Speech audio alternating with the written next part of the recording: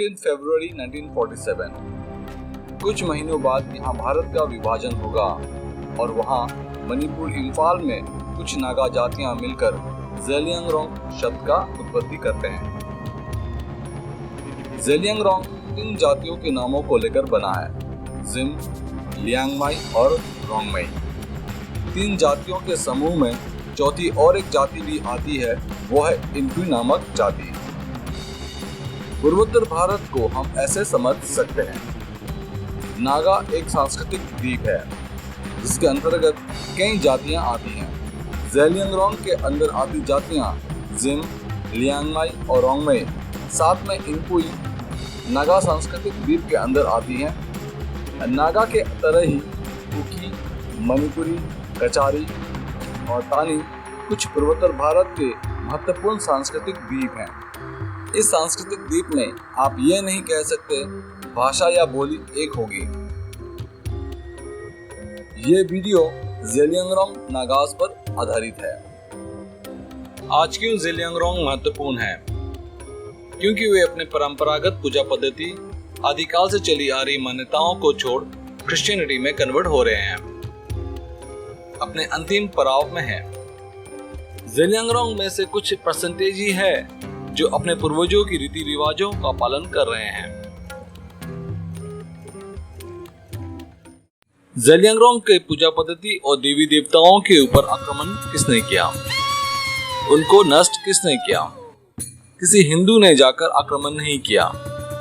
उनके अपने नागा भाई जो क्रिश्चियनिटी में कन्वर्ट हो गए हैं, उन्होंने नष्ट किया। मणिपुर वो असम में रहती हिंदू जातियां जिनके पड़ोस में ज़ेलियांगरोंग नागाज रहती है, उनको कुछ मतलब नहीं है ज़ेलियांगरोंग किसको और कैसे पूजा करती है, उनकी क्या मान्यताएं हैं। पर वहीं ज़ेलियांगरोंग क्रिश्चियन जो अब तक कन्वर्ट नहीं हुए हैं, उन पर आलोचना करती थकती नहीं है। इसलिए ज़ेलियांगरोंग जो इम्फाल वैली में रहती है मेते हिंदू जाति के बीच, वे अपना पूजा पद्धति पालन कर पाते हैं। पर वहीं परंपरागत ज़ेलियांगरोंग व क्रिश्चियन ज़ेलियांगरोंग जो हिल्स में रहती है, उनके बीच तनाव रहता है। मैतेई मणिपुर की बहुसंख्यक हिंदू जाति है।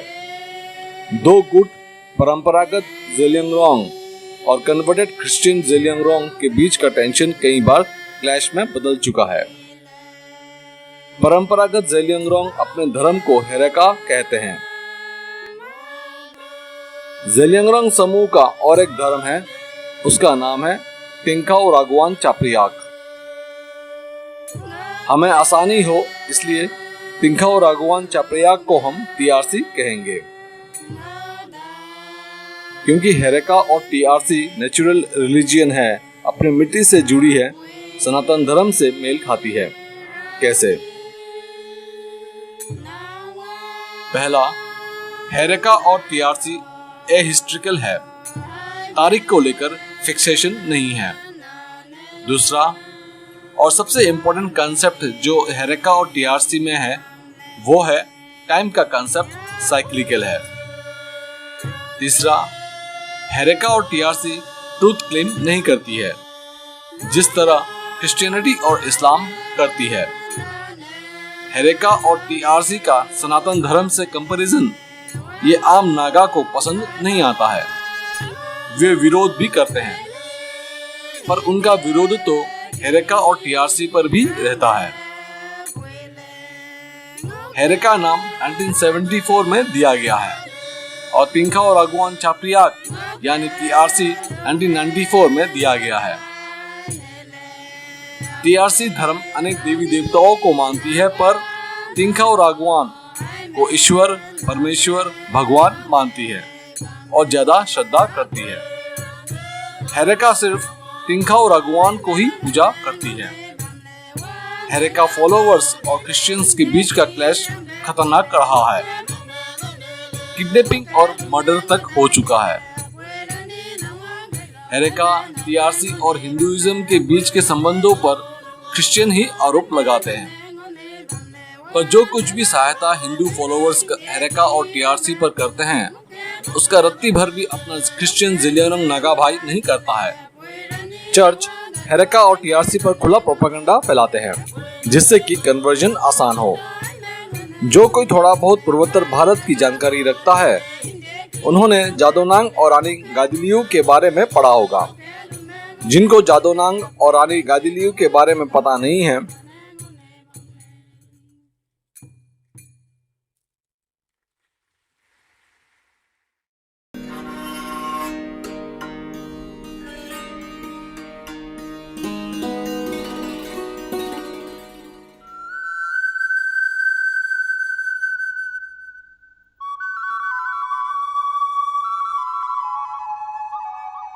In these hills lived Gaidinliu, a Naga spiritual and political leader who led a revolt against British colonial rule in India.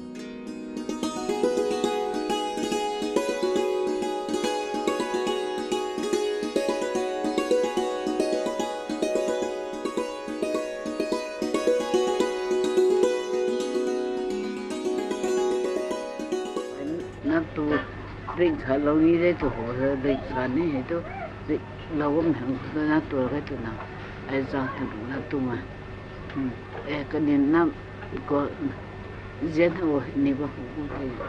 Born on 26 January 1915 at Nangkao, a Rongmei village in Manipur, Gaidinliu was the third daughter of Lothonang and Karotlenliu. Rani Ma, as she is known with respect and affection, had humble beginnings. At an early age, she came under the influence of Hepo Jadonong, the leader who launched a religious movement that sought to reform the Zeliangrong Naga communities.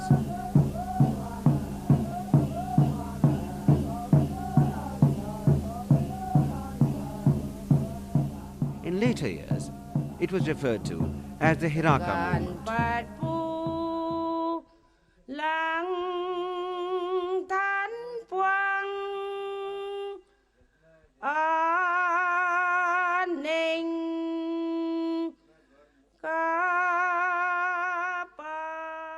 By the late 1920s, British officials began to view the political underpinnings of the movement with deep suspicion, as they saw it as undermining their authority. After the execution of Jadonong in 1931, Gaidinliu took up the leadership of the movement for independence.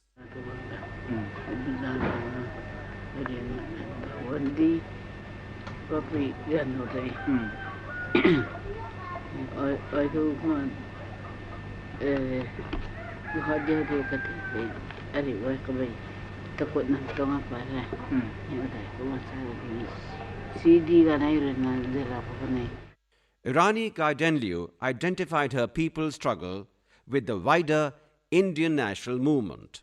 For her, the Naga or Manipuri people's journey to freedom was part of India's wider movement for freedom.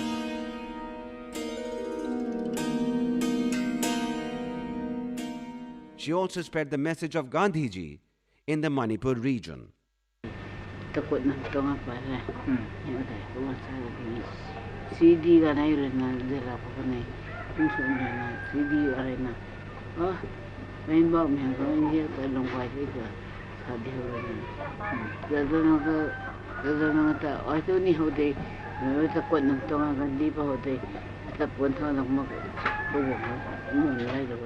After her sentence to life imprisonment, Rani was kept in Guwahati jail for 1 year.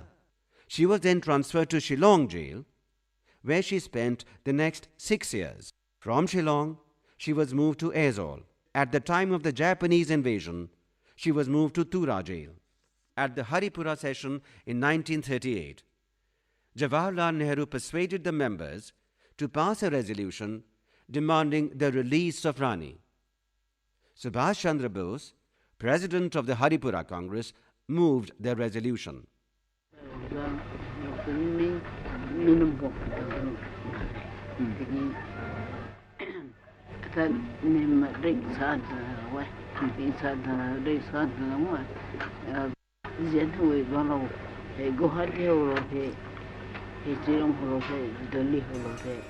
She was finally released in 1947 when India attained freedom.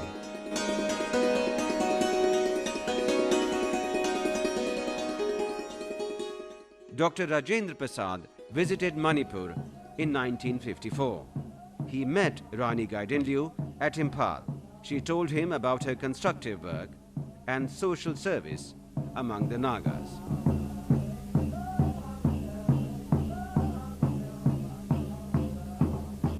One of her significant contributions was the efforts to strengthen the Hiraka cult. The Hiraka religion is a pure reformed religion of the Zeliangrong people. The aim of Hiraka is to bring good and prosperous life to men and women individually and collectively through the grace of God.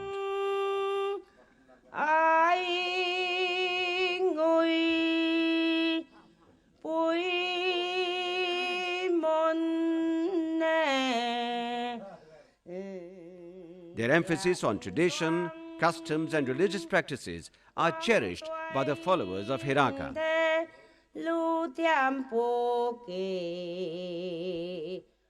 The Hiraka cult keeps alive the spirit, message and epistle of its founder and most widely known proponents like Jadonang and Rani Gaidinliu.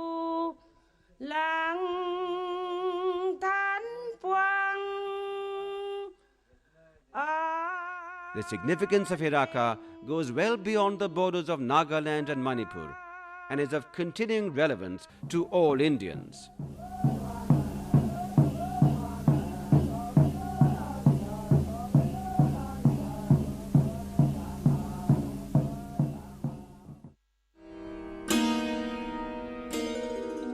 Rani Ma was laid to rest on 17 February 1993.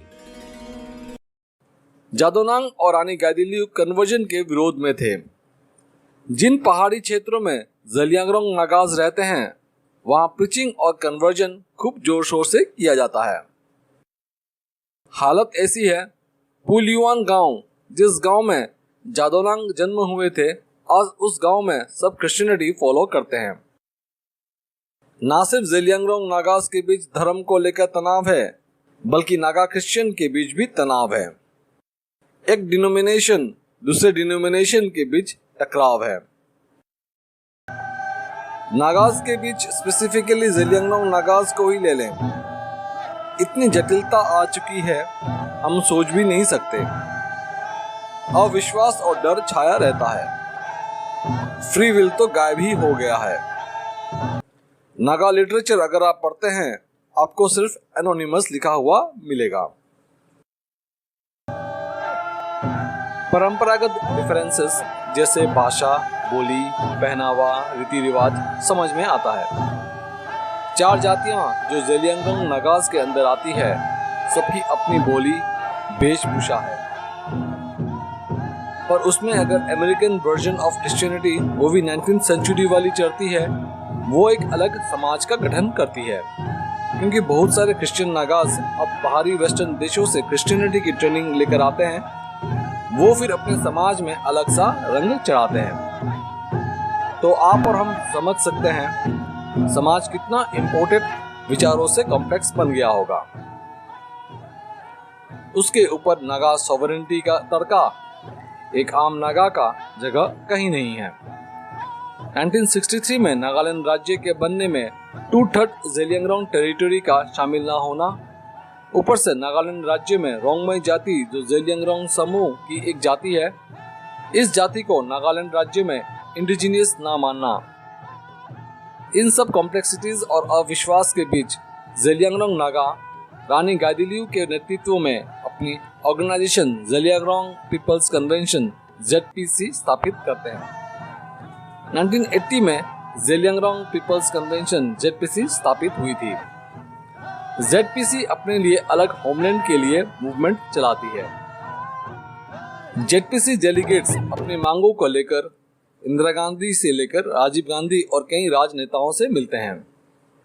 Indira Gandhi Zeliangrong delegate से ये तक भी कहती है, अगर अलग homeland की demand 1954 state reorganisation के समय आई होती, उनकी अलग होमलैंड की डिमांड माना जा चुका होता।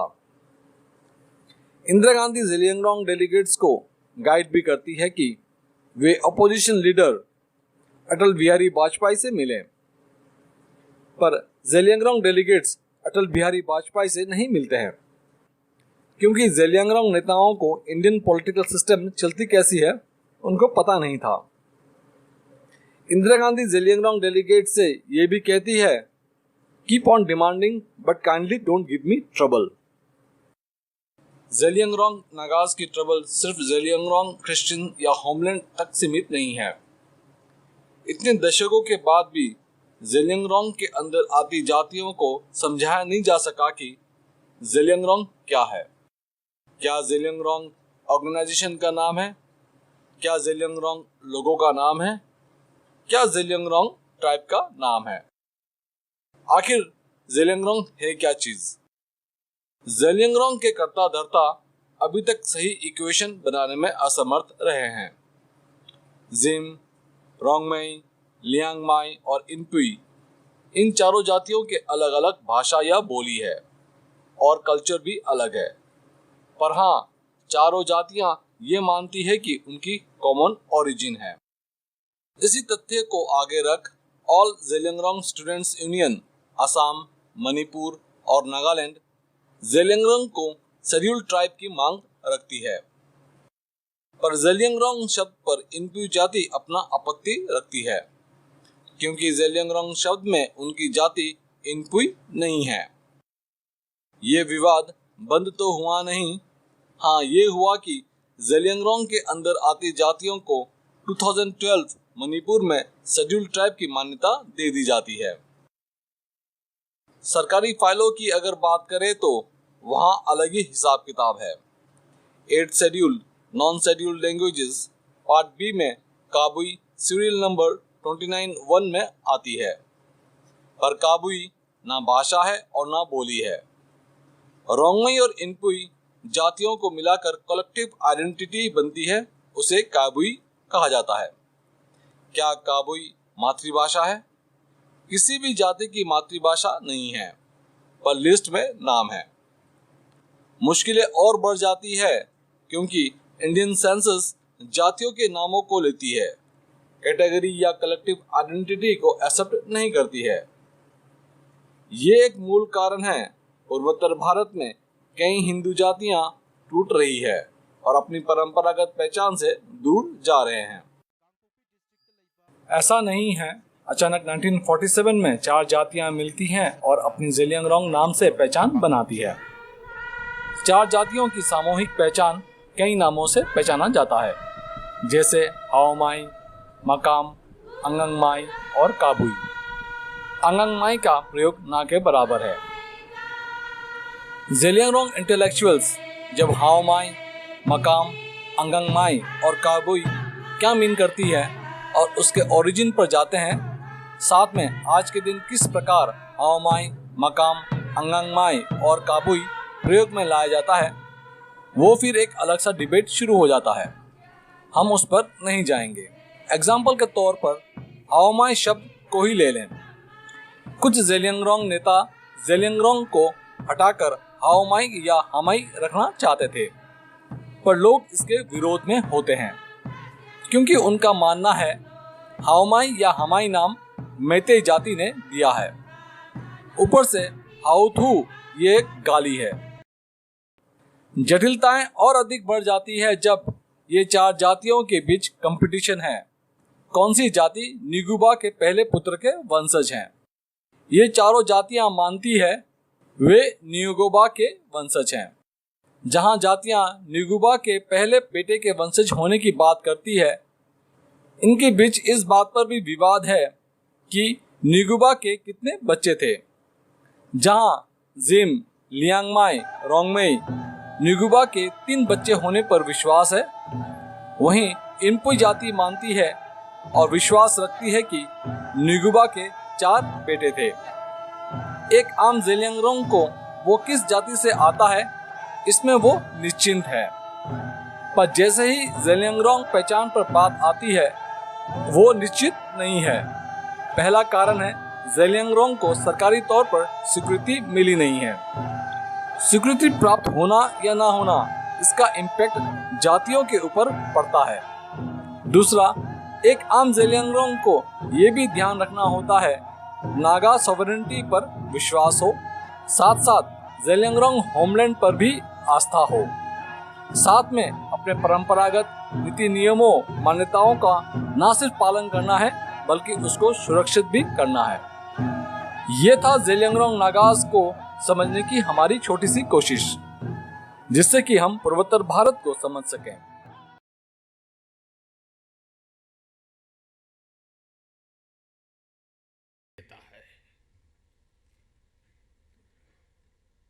मैं मानता हूं कि अगर पिछले 60 साल में रानी मां जैसे नॉर्थ ईस्ट के अनेक महापुरुष हैं, रानी मां के अतिरिक्त भी अनेक महापुरुष हैं, नॉर्थ ईस्ट की मैं बात कर रहा हूं, जिनका जीवन इतना प्रेरक रहा है,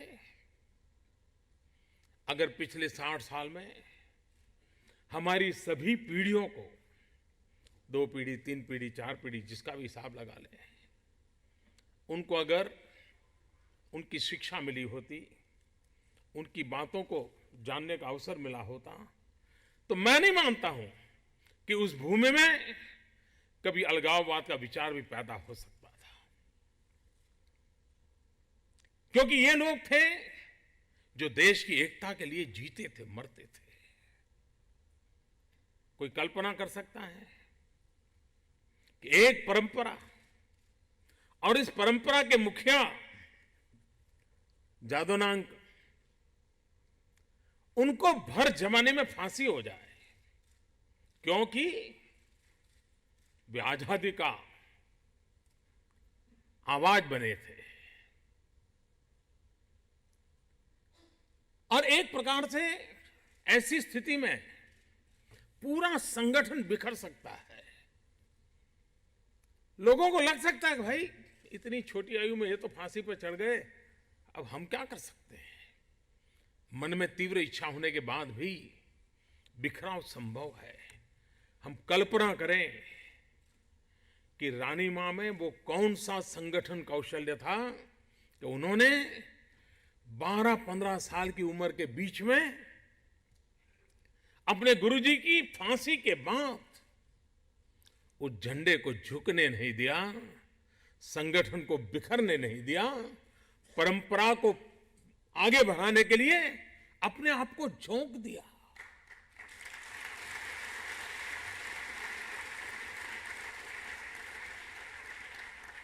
हमारे यहां गुरु और शिष्य परंपरा की जवानी के महत्वपूर्ण वर्ष जेल में गुजार दे, और ये व्यक्तित्व छोटा नहीं होगा। छोटा नहीं होगा कि पंडित नेहरू उनको मिलने के लिए जेल चले जाएं, यह असामान्य व्यक्तित्व होगा। तभी तो यह संभव हुआ होगा। जब सुभाष बाबू कांग्रेस के अध्यक्ष बने, तब गुजरात के हरिपुरा कांग्रेस के अधिवेशन में पहली बार कांग्रेस के जीवन में, वरना जो सशस्त्र क्रांति में विश्वास करते थे उनके लिए एक वर्ग था, कुछ बोलने का साहस नहीं करता था, लेकिन रानी मां एक अपवाद थी कि गुजरात के अंदर जब हरिपुरा कांग्रेस हुई, सुभाष बाबू अध्यक्ष बने, रानी मां की मुक्ति के लिए वहां प्रस्ताव किया गया। यह अपने आप में कांग्रेस पार्टी का उस समय का एक बहुत बड़ा अहम निर्णय था। लेकिन देश आजाद होने के बाद भी रानी मां को जेल से बाहर निकलने में 3-4 महीने लग गए थे। आजादी के बाद भी 3-4 महीने रानी मां जेल में थी। और इससे भी बड़ा दुर्भाग्य था कि आजादी के बाद रानी मां को राजनीतिक कारणों से, और हमारे यहां जो राजनीति में विकृतियां आई हैं, उन विकृतियों के दर्शन वहां होते हैं कि आजादी के बाद रानी मां को उनके गांव में प्रवेश नहीं दिया गया। आजादी के हिंदुस्तान में जो रानी मां आजादी के लिए अपने जीवन को खपाने के लिए तैयार थी, जिसने कभी अंग्रेजों के सामने सर नहीं झुकाया था, समझें तो आज एनवायरनमेंट के जो इश्यूज हैं उसका जवाब भी रानी मां की फिलॉसफी में मिलता है।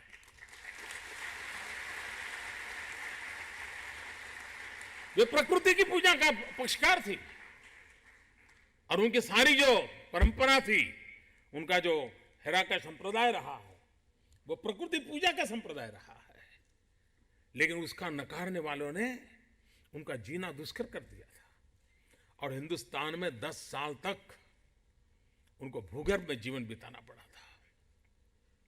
और बाद में जाकर के स्थितियां थोड़ी संभली, वो अपने सेवा कार्य में जीवन खपाती रही थी।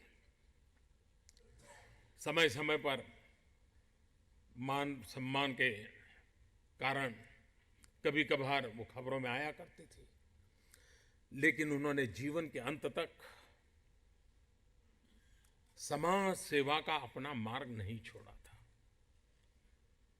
प्रकृति पूजा, विपरीत माहौल में भी उस मार्ग को बनाए रखना, लोगों को प्रेरित करते रहना और संघर्ष का राह अपना के नहीं, वो वीरांगना थी, लेकिन समन्वय का मार्ग अपना करके उन्होंने आजादी के काल में पूरा जीवन समाज के उत्कर्ष के लिए लगाया था। और उस अर्थ में मैं मानता हूं कि खास करके हमारे इन इलाके, सिर्फ नॉर्थ ईस्ट नहीं, हिंदुस्तान के ऐसे कई कोने हैं जहां के इन महापुरुषों को हम अगर हमारे प्रेरणा पुरुष के रूप में, हमारे प्रेरक व्यक्तित्व के रूप में अगर प्रस्तुत करते रहते, तो हमारी नई पीढ़ियों का, महात्मा गांधी को रानी मां सशस्त्र क्रांति के कारण जेल गई थी, उनके गुरुदेव को फांसी हुई थी, लेकिन रानी मां खुद 1932-35 के कालखंड में महात्मा गांधी का गौरवगान पूरे नॉर्थ ईस्ट में किया करती थी। एक प्रकार से महात्मा गांधी को पूरे नॉर्थ ईस्ट में परिचित कराने का बड़ा काम रानी मां ने किया था।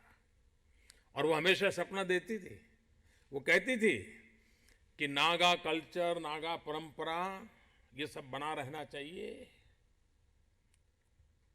मुझे नागा होने का गर्व है, लेकिन ये सब